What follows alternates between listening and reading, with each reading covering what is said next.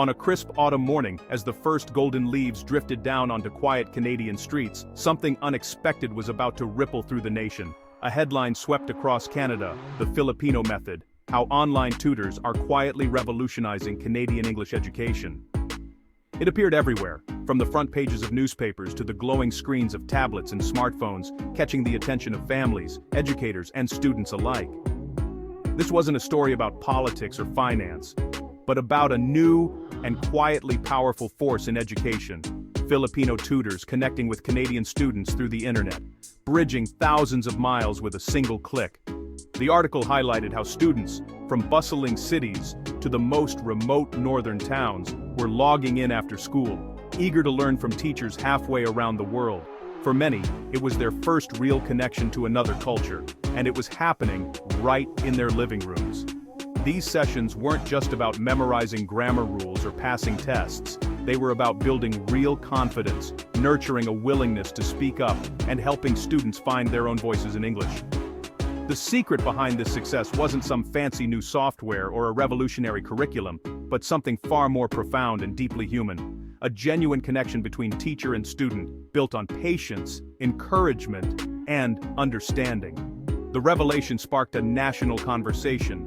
What exactly was this Filipino method, and why was it resonating so strongly with Canadian students? Educators and parents began to ask, could this be the missing piece in our own classrooms? Canada, a country proud of its world-class education system, suddenly found itself both humbled and inspired by the idea of learning from another nation's approach. The story challenged old assumptions and opened minds to new possibilities. The headline resonated deeply with parents and teachers, especially those whose children struggled with language or confidence.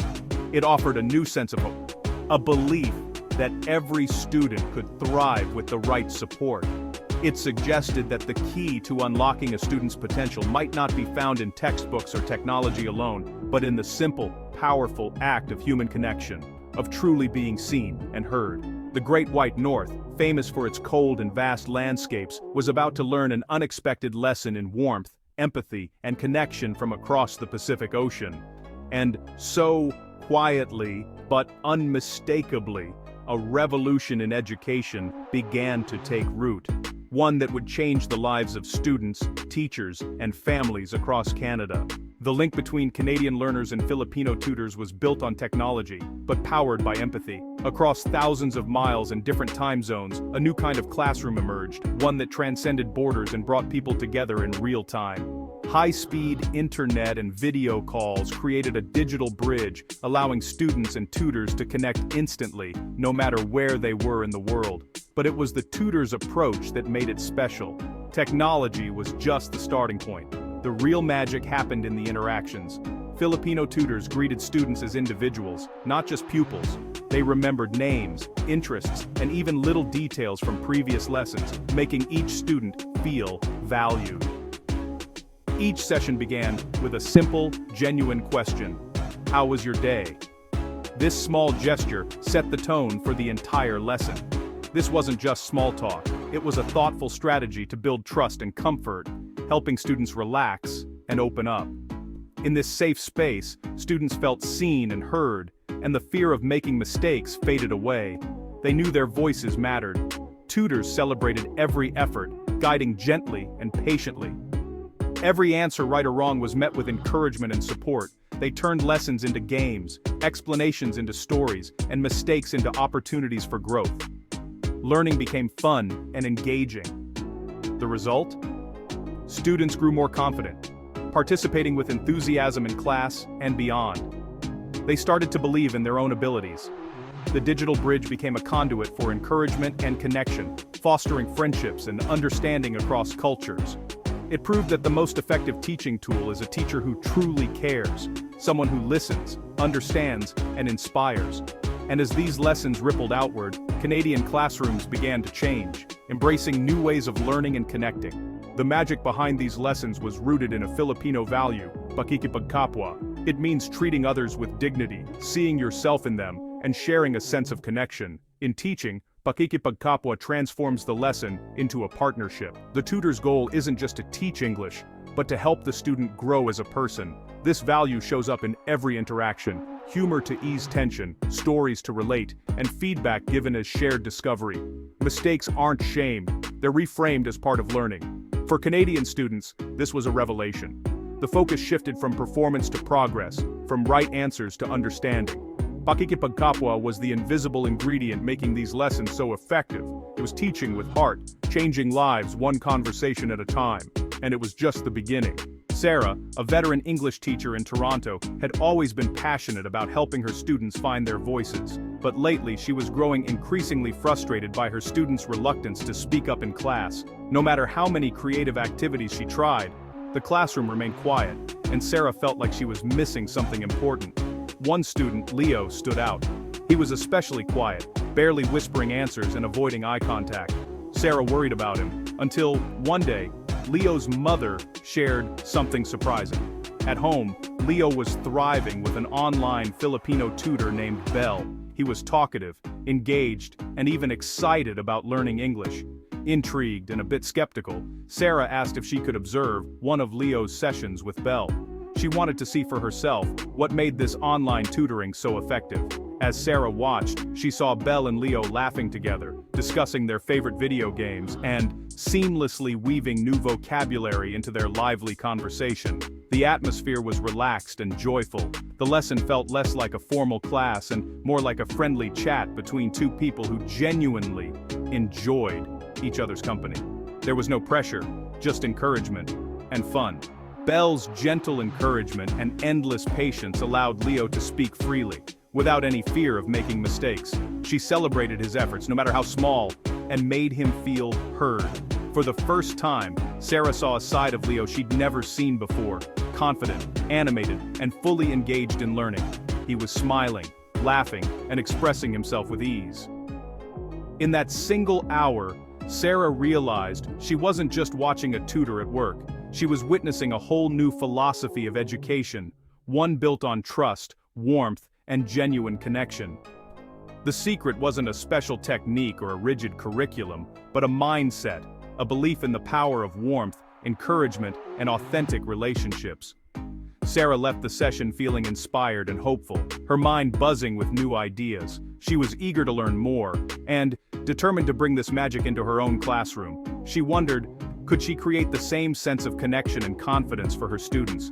Could she help them find their voices just as Belle had helped Leo? The answer, she soon discovered, would change everything about the way she taught and the way her students learned. And it all started with a single, heartfelt conversation, a moment that sparked a transformation for both teacher and student.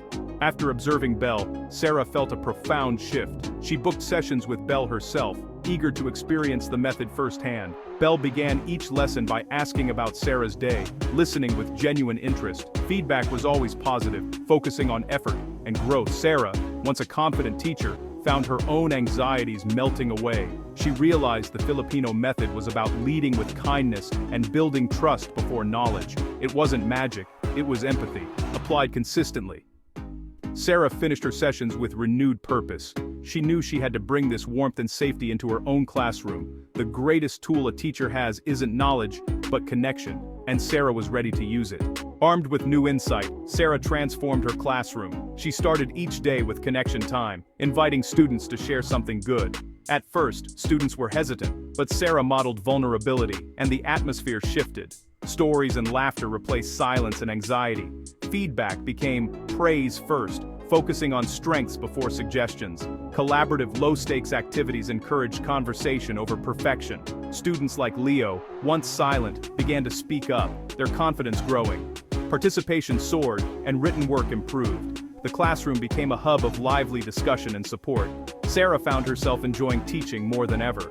By prioritizing empathy, she enhanced, not sacrificed, academic rigor. She unlocked her students' potential by showing she cared.